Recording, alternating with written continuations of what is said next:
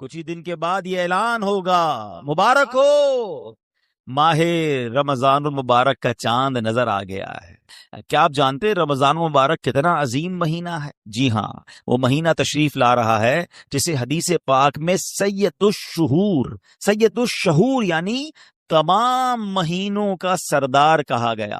وہ مبارک مہینہ آ رہا ہے کہ اس کی پہلی رات سے آسمانوں کے دروازے کھول دیے جائیں گے، پھر آخری رات تک، لاسٹ نائٹ تک وہ دروازے بند نہیں ہوں گے۔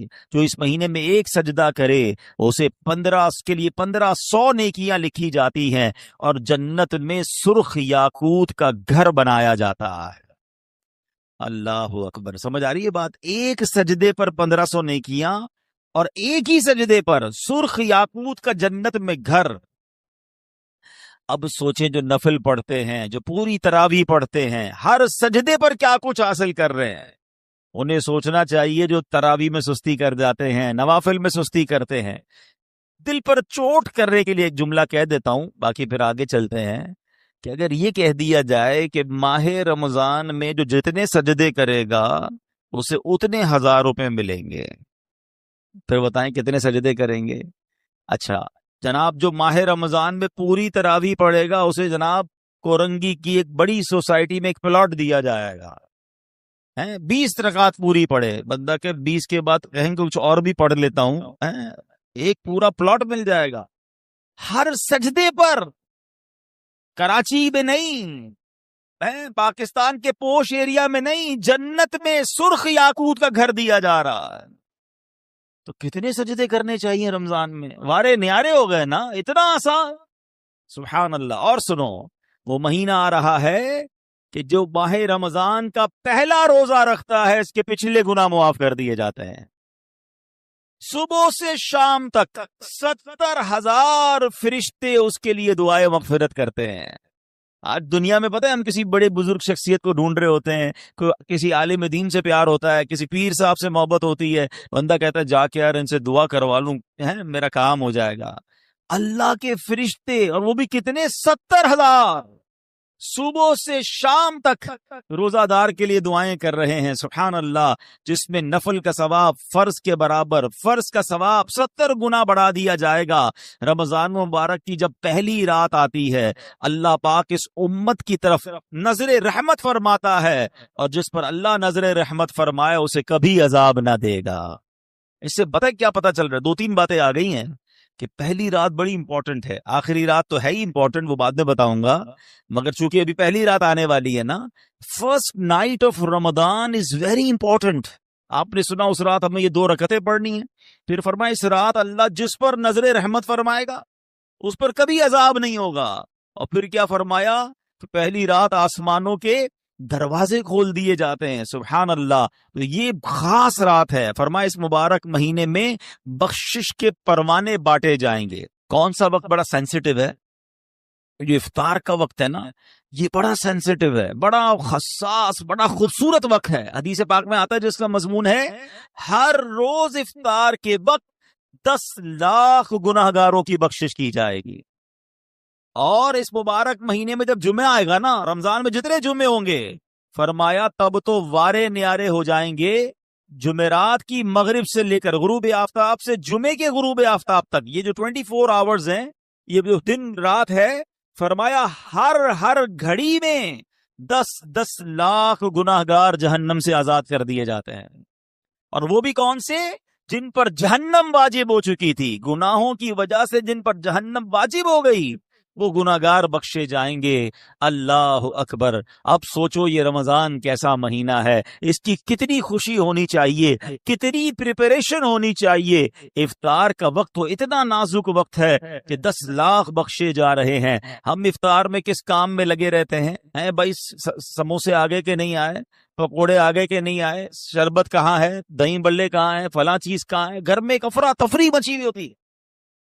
پلیز ٹرائی ٹو انڈرسٹینڈ، یہ افطار کا وقت مانگنے کا وقت ہے، گر گڑانے کا وقت ہے، آنسو بہانے کا وقت ہے کہ مولا آج 10 لاکھ بخشے جا رہے ہیں، ان بخشے جانے والوں میں میرا بھی نام لکھ دے. کیا ہی اچھا ہو کہ باپ بھی بیٹھا ہو, ماں بھی بیٹھی ہو, بچے بھی بیٹھے ہوں اور ہاتھ اٹھے ہوئے ہوں, اللہ کی بارگاہ میں التجائے ہوں, اے اللہ ہمارا گھرانہ تیرے دربار میں حاضر ہے, اے اللہ افطار کا وقت ہے, 10 لاکھ بخشے جائیں گے, اس بخشے جانے والوں میں ہماری فیملی کا, ہمارے گھر بار کا نام لکھ دے. تو اے میرے اسلامی بھائیوں, پردے میرے جو مجھے انٹرنیٹ پر اسلامی بہنیں سن رہی ہیں, بعد میں سنیں, کچھ ایسا انتظام گھر میں کریں کہ 10 15 20 منٹ پہلے اب سارے کاموں سے فارغ ہو جائیں, اب دعاؤں میں گزاریں. افطار کا وقت, افطار سے پہلے بھی دعا کریں, مگر جو خاص مقبولیت کی گھڑیاں ہیں وہ عین افطار کے بعد ہیں. افطار میں لگ جاتے ہیں ہم, کوئی کھجور کھا لی, پانی پی لیا, دوبارہ ہاتھ اٹھائیں, دوبارہ مانگیں. یہ وقت ہے مانگنے کا, یہ قبولیت کی گھڑیاں ہیں. اللہ کرے کہ ہم ان لمحات کو پراپر انداز میں, صحیح انداز میں گزارنے میں کامیاب ہو جائیں. آپ کے گھر پہ جیسا مہمان آتا ہے آپ ویسی تیاری کرتے ہیں نا, کوئی دور کا مہمان, نارمل مہمان, آپ نارمل سی تیاری کرتے ہیں. اسپیشل مہمان آپ اسپیشل تیاری کرتے ہیں. کچھ مہمان ایسے ہوتے ہیں جن کے آنے کے لیے انتظار ہوتا ہے, یقین نہیں آتا وہ ہمارے گھر آ رہے ہیں. بندہ گھر بھی سجاتا ہے, صفائی بھی کرتا ہے, خوشبو بھی لگاتا ہے, اچھے اچھے کھانے بناتا ہے, مہمان کی تیاری ہے نا. تو رمضان یہ رب کی طرف سے ہمارے لیے مہمان آ رہا ہے, ہماری بخشش کروانے آ رہا ہے. ہمیں اپنے آپ کو سجانا ہے, اپنے کردار کو سجانا ہے. اپنی صحت کا بھی اس لیے خیال رکھو کہ میں اب ایسے الٹے سیدھے کھانے نہ کھاؤں رمضان سے پہلے. پتہ ہے جس کی شادی ہونے والی ہوتی ہے تو دولہے کو لوگ کہتے ہیں بھائی ذرا خیال رکھنا, شادی والے دن ہی بیمار مت ہو جانا. ایک ہفتہ پہلے سے احتیاط کرواتے ہیں, زیادہ سفر نہیں کرواتے, زیادہ تھکن والا کام نہیں کرواتے. تو کیا ہی اچھا ہو کہ ماہ رمضان سے پہلے ہم اپنی صحت کا خیال رکھیں, تھوڑا سا ریسٹ کریں. مجھے روزے رکھنے ہیں, مجھے انشاءاللہ تراویاں پڑھنی ہیں, اپنے کام کاج کو موڈیفائی کریں. آپ بہت بیزی رہتے ہیں کاروبار میں, نوکری میں, تو کوشش کریں کہ کوئی ایسی ترتیب بنائے کہ میرا کچھ کام کم ہو جائے تاکہ میں روزے رکھ سکوں, میں عبادت کر سکوں. ساری زندگی پڑی ہے کام کرنے کے لیے. لیکن عجیب بات پتہ ہے کیا ہے, اس وقت 2 قسم کی تیاریاں ہو رہی ہیں. ہوں گے کچھ نیک لوگ جو انشاءاللہ عبادت کی تیاریاں, تلاوت کی تیاریاں, خوب روزے, تراویح اور اس کے بارے میں سوچ رہے ہوں گے. مگر کچھ لوگ وہ ہیں جو اس وقت اسٹاک جمع کر رہے ہوں گے, کاروبار کیسے چمکانا ہے, کون سی آئٹم کا ریٹ بڑھ جائے گا. وہ کاروباری لوگ پیسے کمانے کی تیاری کر رہے ہوں گے. کچھ گھر والے وہ ہوں گے جو یہ سوچ رہے ہوں گے بھئی رمضان میں پکانا کیا ہے, کھانا کیا ہے, کون سی آئٹم لینی ہے. رمضان کھانے پینے کے لیے نہیں آتا.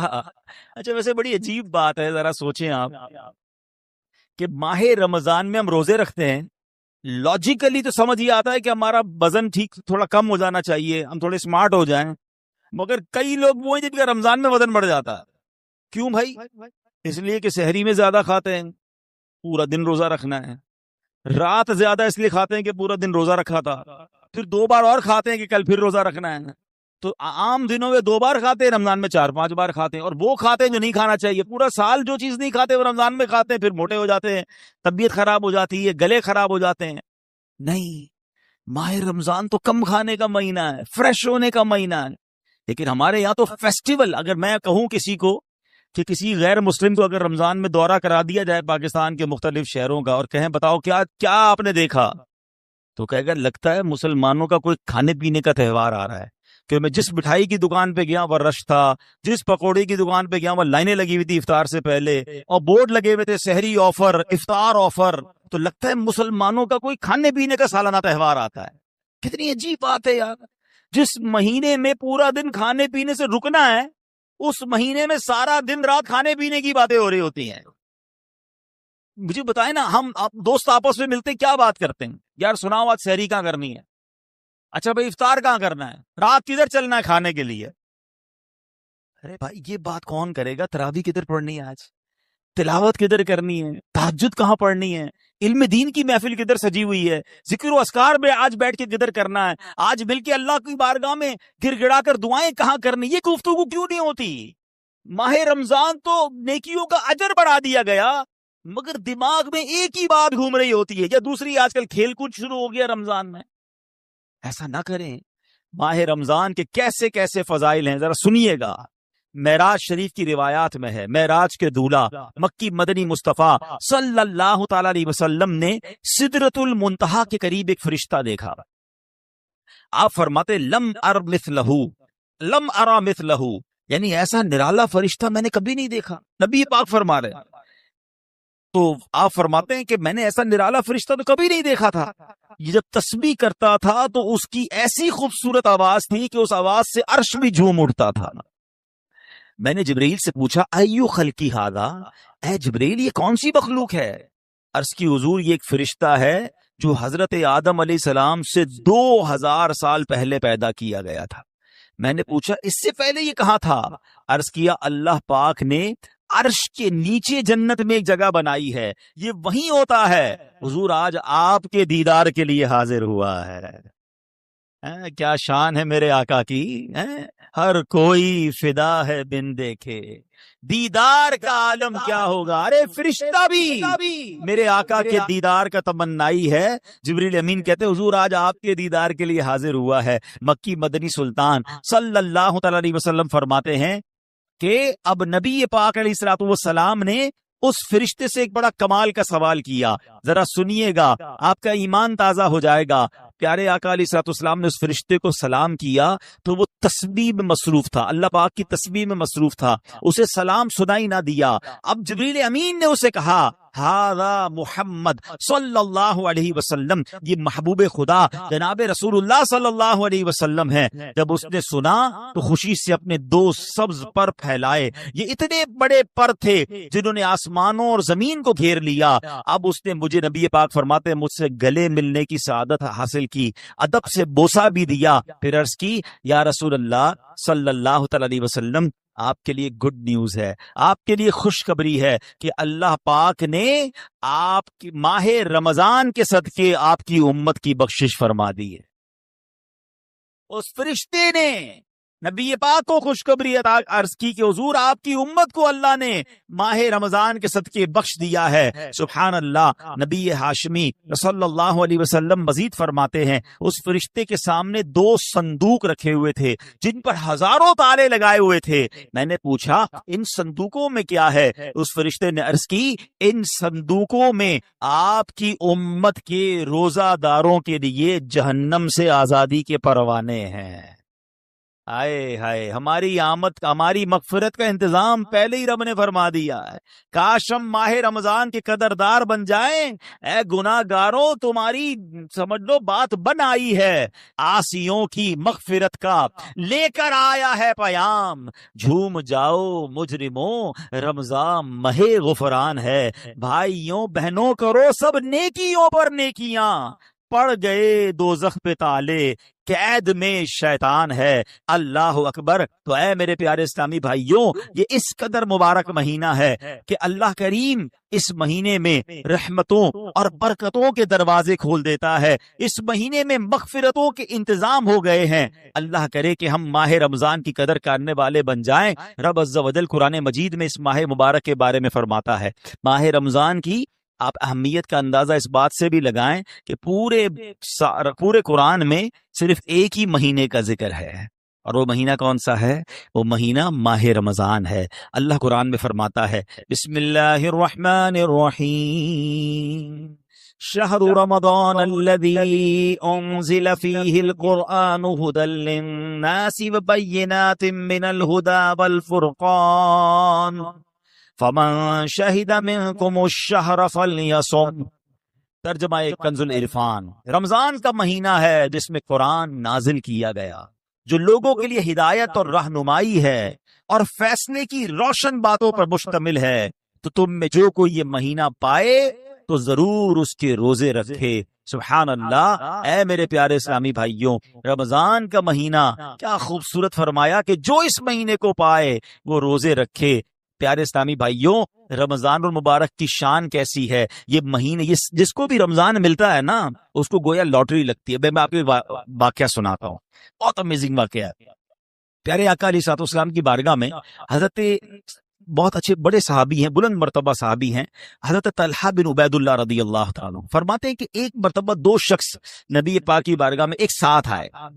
دونوں نے کلمہ پڑھا، صحابی ہونے کا درجہ حاصل کر لیا، بڑے نیک اور پرہیزگار تھے، اور ان میں سے ایک عبادت اور ریاضت میں بہت زیادہ محنت کرتے تھے. جو زیادہ عبادت گزار تھے یہ ایک مرتبہ ایک غزوے میں شریک ہوئے اور شہید ہو گئے، جہاد میں گئے اور شہید ہو گئے، اور 1 سال بعد دوسرے جو صحابی تھے ان کا بھی انتقال ہو گیا. ٹھیک ہے. حضرت طلحہ فرماتے ان دونوں کے دنیا سے جانے کے بعد ایک رات میں نے خواب میں دیکھتا ہوں کہ میں جنت کے دروازے پر کھڑا ہوں، یہ دونوں صحابی رسول وہاں موجود ہیں. اتنے میں جنت کے اندر سے کوئی باہر آیا، وہ صحابی جن کا انتقال 1 سال بعد ہوا تھا انہیں لے کر جنت میں چلا گیا. تھوڑی دیر کے بعد دوبارہ وہ فرشتہ آیا اور جو صحابی 1 سال پہلے شہید ہوئے تھے ان کو بعد میں جنت میں لے کر گیا. اب بات سمجھ آ رہی ہے؟ جو شہید ہوئے، زیادہ عبادت کرتے تھے، وہ بعد میں جنت میں گئے، اور جو 1 سال بعد جن کا انتقال ہوا، جو اتنی عبادت نہیں کرتے تھے مگر وہ جنت میں پہلے چلے گئے. اچھا کمال دیکھو صحابہ کرام علیہ رضوان کا، کہ جو بھی خواب دیکھتے تھے، جو بھی ذہنوں میں سوال ہوتا تھا، ڈائریکٹلی نبی پاک علیہ الصلوۃ والسلام کی بارگاہ میں آ جاتے. ان کے پاس کیسی نعمت موجود تھی کہ اس کا مسئلے کا حل تو نبی پاک نے کرنا ہے. کہ حضور یہ کیا ماجرا ہے؟ شہید وہ ہوئے، عبادت بھی زیادہ کرتے تھے، جنت میں وہ بعد میں جا رہے ہیں، جن کا انتقال بعد میں ہوا حضور وہ پہلے جا رہے ہیں جنت میں. اللہ اکبر. تو نبی پاک علیہ الصلوۃ والسلام نے کیا خوبصورت جواب دیا. فرمایا یہ دوسرے صحابی 1 سال زیادہ زندہ نہیں رہے؟ کہا جی حضور یہ تو 1 سال زیادہ زندہ رہے. تو فرمایا کیا 1 سال زیادہ زندہ رہنے والے نے 1 سال پہلے شہید ہونے والے سے زیادہ روزے نہیں رکھے 1 سال؟ فرمایا ہاں روزے تو رکھے.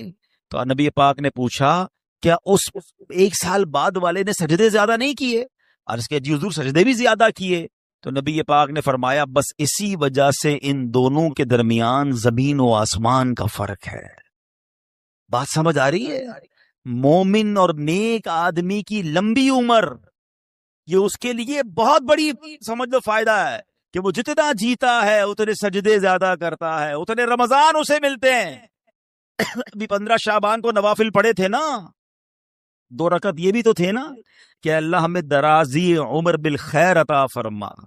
یاد رکھیے گا بندہ نیک ہو اور عمر طویل ہو تو اس کے وارے نہیں آ رہے ہیں، لیکن اگر بندہ گناہ گار ہے اس کی عمر بڑی ہو جائے تو وہ تو مارا گیا نا. اس کی تو روز نماز قضا ہو رہی ہے، اس کے رمضان کے روزے بھی قضا ہو رہے ہیں، وہ روز جھوٹ بول رہا ہے، وہ روز حرام کما رہا ہے، تو اس کا تو گناہوں کا میٹر جاری ہے نا.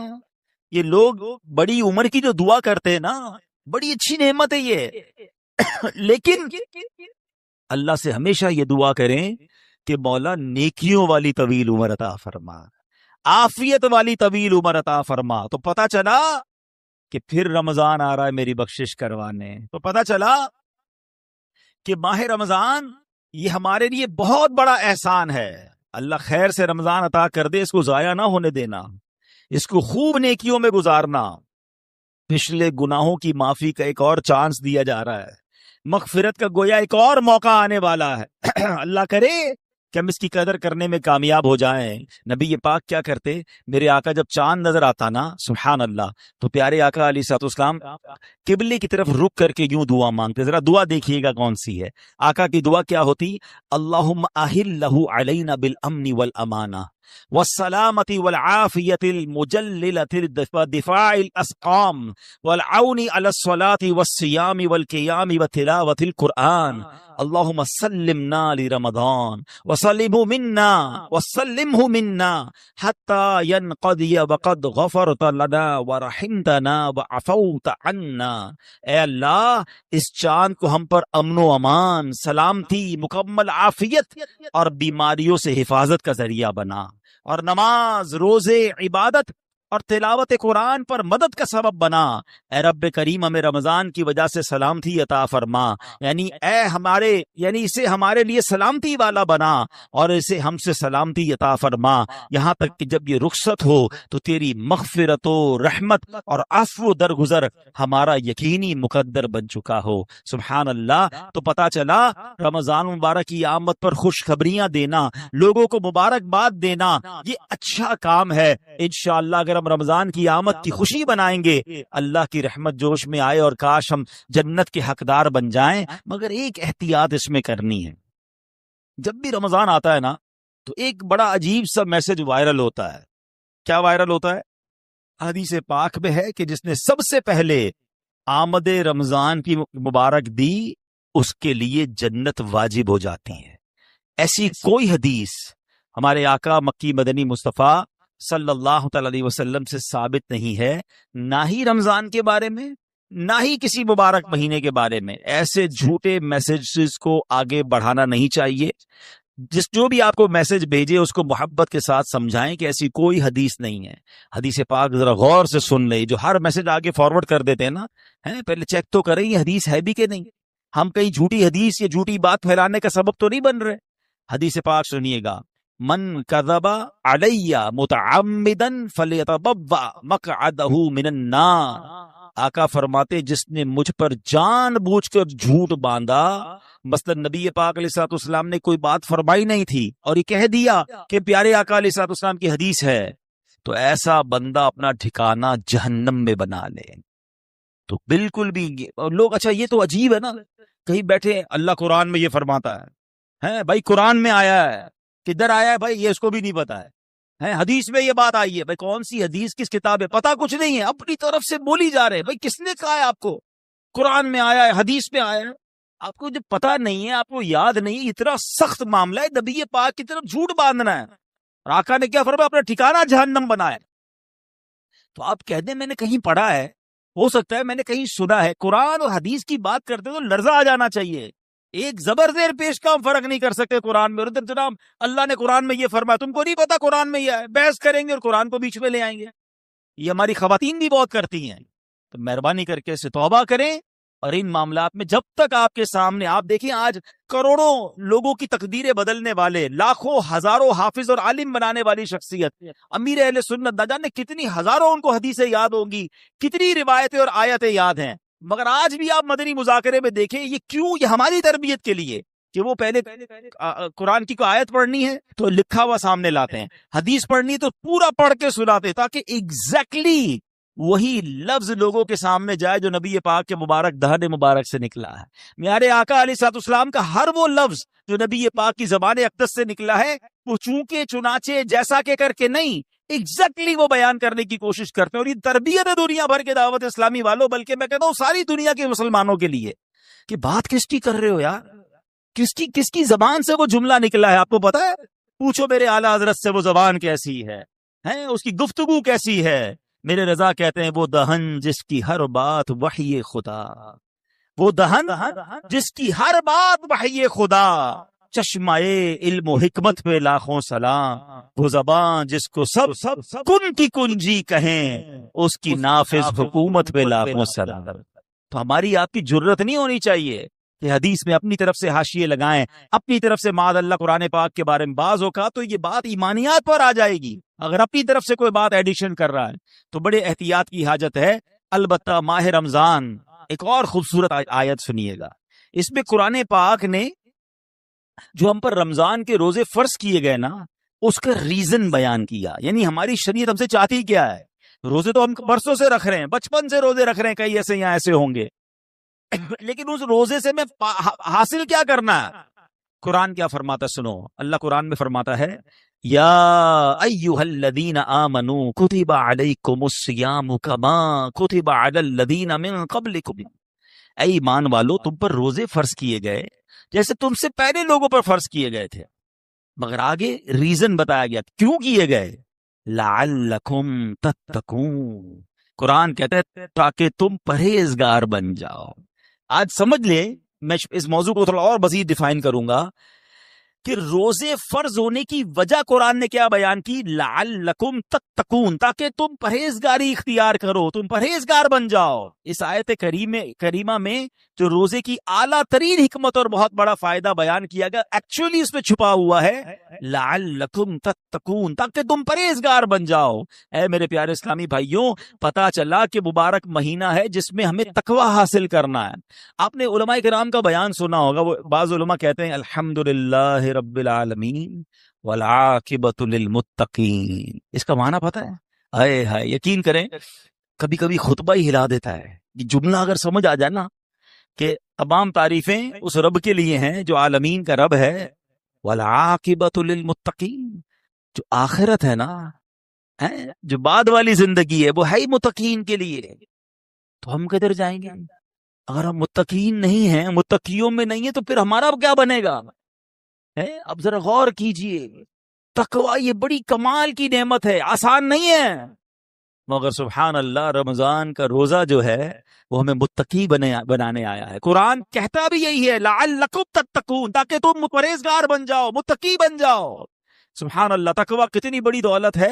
حضرت ابو سعید خدری رضی اللہ تعالیٰ عنہ سے روایت ہے، رسول اکرم نور مجسم شفیع معظم صلی اللہ علیہ وسلم نے ایک صحابی کو نصیحت کرتے ہوئے فرمایا، علیک بتقوی اللہ فإنہ جماع کل خیر، تم پر تقوی لازم ہے کہ بے شک تقوی تمام بھلائیوں کا مجموعہ ہے، تمام بھلائیوں کا کمبینیشن کیا ہے؟ وہ تقوی ہے۔ حجت الاسلام امام محمد غزالی فرماتے ہیں، اے عزیز تجھے جاننا چاہیے کہ تقوی ایک نایاب خزانہ ہے، اگر تم اس خزانے کو حاصل کرنے میں کامیاب ہو گئے تو تم بہت بڑی کامیابی حاصل کر لو گے۔ یوں سمجھو کہ دنیا اور آخرت کی تمام بھلائیاں تقوی میں جمع کر دی گئی ہیں۔ اور وہ تقوی کیسے ملے گا؟ وہ روزے سے ملتا ہے۔ اگر بندہ صحیح معنوں میں روزہ رکھ لے تو انشاءاللہ وہ تقوی اختیار کر لے گا۔ تو اے میرے پیارے اسلامی بھائیوں، اب ذرا غور کیجئے، ایکچولی رمضان کو نئی زندگی پانے کا مہینہ قرار دیا گیا، نشاط ثانیہ۔ یہ بڑی کمال کی بات سنیے گا، شاید آپ کو حیرانی ہوگی کہ صوفیہ کرام کے مطابق انسان 2 مرتبہ پیدا ہوتا ہے۔ ہر انسان، صوفیہ کرام کہتے ہیں 2 مرتبہ پیدا ہوتا ہے۔ پہلی ولادت تو وہ مشہور ہے، جب ہم دنیا میں آئے، کوئی 30 سال پہلے آیا، کوئی 40 سال، ڈیٹ آف برتھ ڈے بناتے ہیں نا، وہ تو پہلی ولادت ہے۔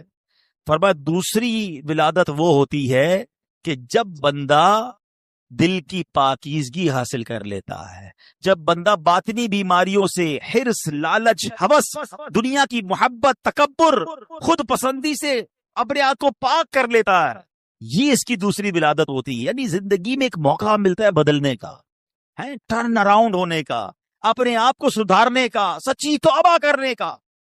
ایک بار پھر رمضان آ رہا ہے، آؤ دوبارہ جی لیتے ہیں، آؤ دوبارہ بدل جاتے ہیں، آؤ اپنے رب سے دوستی کر لیتے ہیں۔ جو زندگی گزری ہمیں سب کو معلوم ہے کیسی گزری، کیوں نہ یہ رمضان نشاط ثانیہ کا اپنے آپ کو بدلنے کا مہینہ بنا دیں۔ اللہ نے پھر موقع دے دیا ہے۔ اے میرے پیارے اسلامی بھائیو، اس بات کو اس طرح سمجھیے، ایک بزرگ بڑی عمر کے تھے، ان کی عمر 60 یا 70 سال تھی، بال بھی سفید تھے۔ کسی نے کہا حضور آپ کی عمر کتنی ہے؟ کہتے 4 سال۔ حضور کیوں مذاق کر رہے ہیں، اتنی بڑی عمر ہے، آپ کے تو اپنے پوتے پوتیاں ہوں گی، آپ کہہ رہے ہیں 4 سال عمر ہے۔ کہتے ہیں بات یہ ہے کہ عمر تو بہت زیادہ ہے، بس توبہ کیے ہوئے 4 سال ہی ہوئے ہیں، اللہ سے دوستی کیے ہوئے 4 ہی سال ہوئے ہیں، باقی زندگی تو کھیلوں میں، گناہوں میں گزار دی ہے۔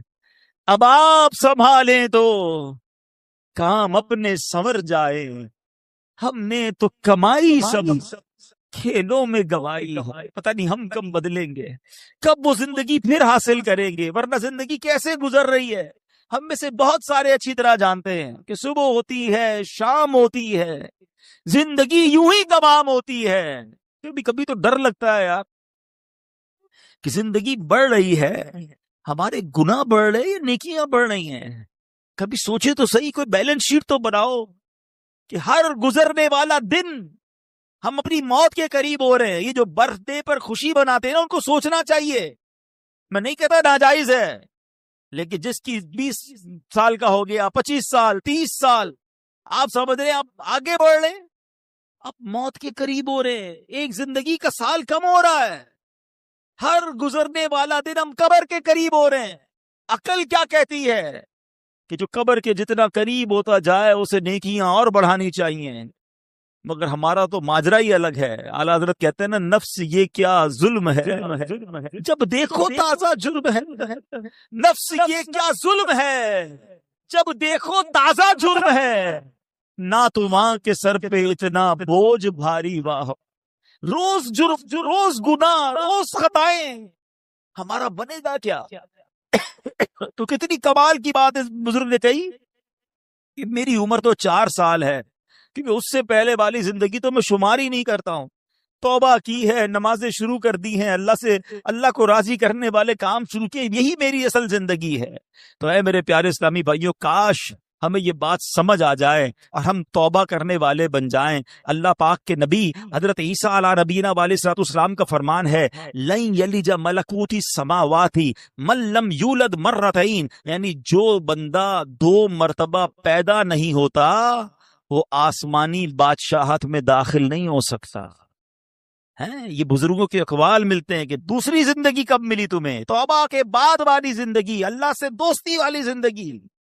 اے شراب پینے والو، اے نماز قضا کرنے والو، اے حرام کام کرنے والو، اے چھپ چھپ کر گناہ کرنے والو، اے چوری کرنے والو، اے ڈاکہ ڈالنے والو، اے ماں باپ کو ستانے والو، کب تک گناہ کرو گے؟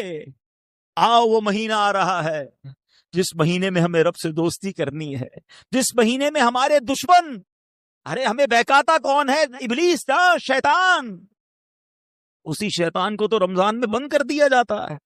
کتنا ہمارے لیے کام آسان ہو گیا، بہکانے والا ہی بند ہے۔ اب تو توبہ کر لو، اب تو رب سے دوستی کر لو، اب تو اپنی لائف کو ریوائیو کر کے نشاط ثانیہ ایک نئی زندگی حاصل کر لو کہ چلو اس رمضان سے پہلے والی زندگی دوسری، اور اب زندگی الگ ہے، اب اللہ کی رضا والی زندگی، اب سجدوں والی، اب نماز والی، اب حلال والی زندگی ہوگی۔ آپ نے 2 صحابی کے واقعات سنے، 1 سال زندہ رہے زیادہ، وہ شہید سے آگے بڑھ گئے کیونکہ وہ 1 سال انہوں نے سجدوں میں، نمازوں میں، روزوں میں گزارا۔ ہمارا ہر سال ہمارے نہ جانے کتنے گناہوں میں اضافہ کرتا ہوگا، ہمیں یہ غور کرنا چاہیے۔ کاش اب زندگی کو بدلنے میں کامیاب ہو جائیں۔ حدیث پاک میں فرمایا، ان لکل شیء بابا وان باب العبادۃ الصیام، بے شک ہر چیز کا دروازہ ہوتا ہے اور روزہ عبادت کا دروازہ ہے۔ تو اے میرے پیارے اسلامی بھائیوں، کاش